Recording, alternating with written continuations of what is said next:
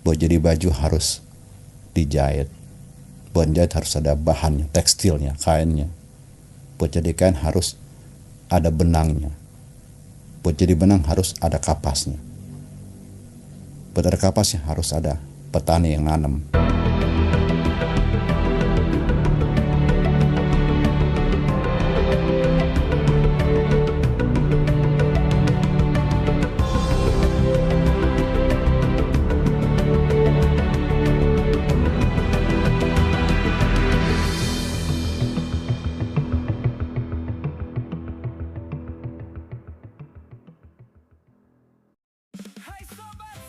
Assalamualaikum warahmatullahi wabarakatuh.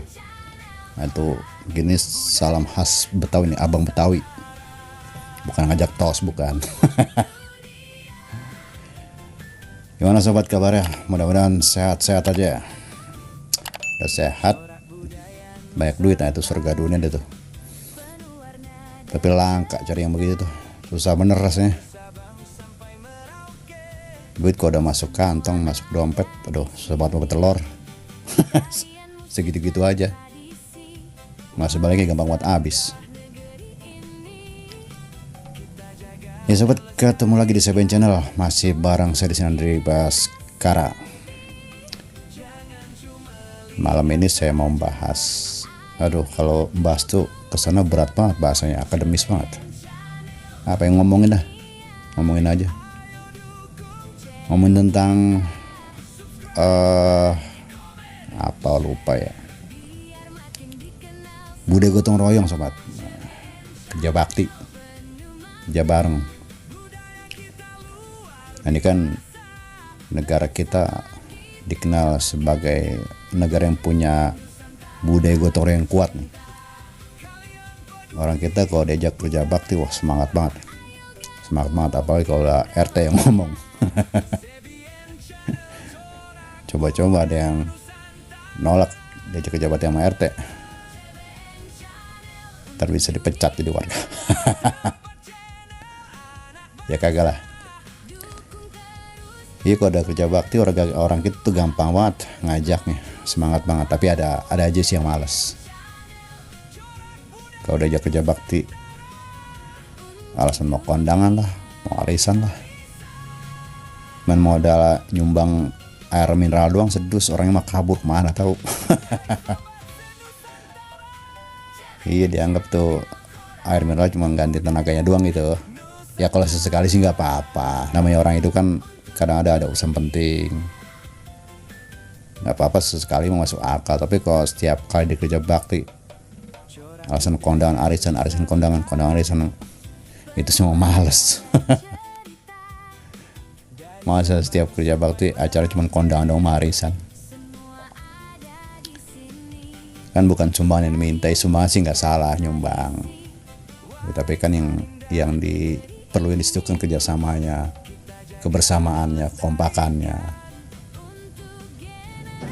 Ada juga yang datang kerja bakti cuman pengen makan, rokok, ngopi, gratisan. Datang kerja bakti megang kerjaan bentaran, yang penting tangan kotor udah kelihatan kerja, selebihnya gegaras. Mana mandir ayang-ayangan kayak orang keder, apa aja disambar, pisang goreng, ubi goreng, rokok. Orang-orang masih pada capek di luar kekenyangan. Itu anggap aja oknum ya. Namanya oknum mah di mana juga ada. Tapi umumnya budaya kerja bakti, budaya gotong royong di negara kita masih kuat banget, sampai terkenal ke seantero dunia. Nah, kenapa orang Indonesia itu gampang diajak kerja bakti sobat? Ya karena di situ ada nilai, ada makna. Cari nilai, ada nilai silaturahmi di situ. Yang tadi belum kenal bisa kenal, yang udah jadi teman atau udah kenal ya bisa makin akrab. Barangkali selama ini jarang ketemu karena ya berbagai urusan, karena kesibukan. Di tempat kerja bakti jadi ketemu, saling tanya kabar, gimana keluarga, gimana anak bini, anak istri. Nah, itu kan terjadi lagi, nilai silaturahmi itu hidup lagi.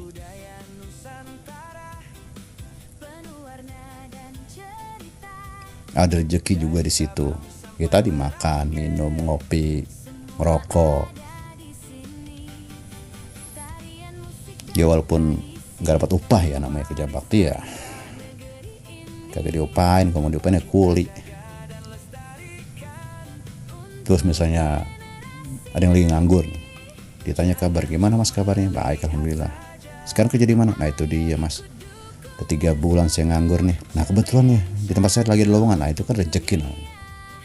Karena di kerja bakti ada nilai silaturahmi.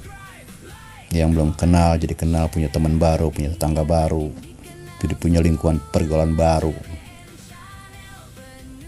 Biasanya kalau ada teman baru merasa cocok, lama-lama deket, itu kan bisa dibilang punya lingkungan pergaulan baru, nambah lingkungan pergaulan baru. Terus belum lagi biasanya kalau kerja bakti yang bikin seru tuh bercanda-bercandanya, ngomong ngalor ngidul ya, biarpun capek, kotor, keringetan, tapi happy aja kan, jadi nggak begitu terasa capeknya. Terbangun namanya kekompakan, solidaritas, terus apa lagi, guyub. Nah ini selaras sama kata-kata seorang filsuf Yunani, Aristotle. Dia bilang manusia adalah makhluk sosial yang nggak bisa hidup sendiri, zoon politiken, makhluk sosial yang nggak bisa memenuhi kebutuhan hidupnya sendirian, dia butuh orang lain. Nah di kerja bakti itu kan, di budaya gotong royong itu terbangun ya namanya kerjasama, saling bantu. Berat sama dipikul, ringan sama dijinjing.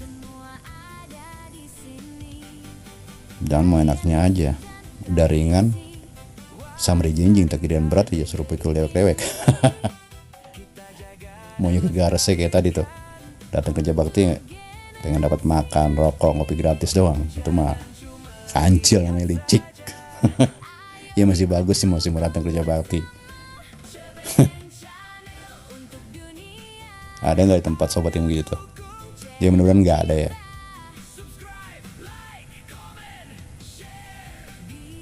Dengan kerja bareng, kompak, guyub, kerjaan yang harusnya selesai di waktu yang agak lama jadi jauh lebih cepat.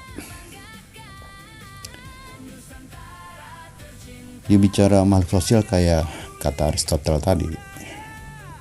Sebagai manusia kita adalah makhluk sosial yang butuh orang lain. Yang gak usah hal yang besar, yang simpel aja, kaos yang kita pakai nih, baju yang kita pakai. Buat menghasilkan sepotong baju aja itu butuh kerjasama dari beberapa profesi itu. Buat jadi baju harus dijahit. Buat jahit harus ada bahan tekstilnya, kainnya. Buat jadi kain harus ada benangnya. Buat jadi benang harus ada kapasnya. Buat ada kapasnya harus ada petani yang nanam. Petani nanam kapasnya. Dari kapas ada pemintal benangnya. Pemintal kapas jadi benang. Dari benang ada penenunnya jadi kain. Jadi bahan. Udah jadi kain harus ada penjahitnya, baru jadi pakaian. Ya kan gak mungkin juga kita mau pakai kaos kita nanam kapas juga, mintal benang juga, nenun kain juga, jahit juga. Itu kalau ada yang begitu saya acungin 2 jempol. Hebat.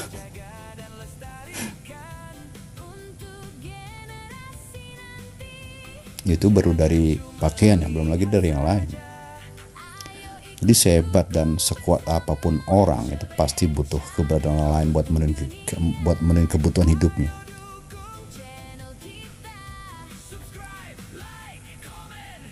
Nah, itu yang disebut zoon politikon, Aristotle. Terus ada lagi seorang sosiolog asal Prancis, Emile Durkheim, punya teori ada dua solidaritas mekanik dan solidaritas organik. Nah, kaitan dengan budaya gotong royong ini masuk ke solidaritas mekanik, sobat. Jadi menurut Emil nih, solidaritas mekanik itu biasanya terbangun di masyarakat tradisional di desa-desa, karena merasa masih satu profesi, apakah petani apa nelayan, terus satu nilai, maksudnya punya nilai yang sama lah, kesamaan nilai, kesamaan profesi, kesamaan nilai, kesamaan adat istiadat, kesamaan cara hidup.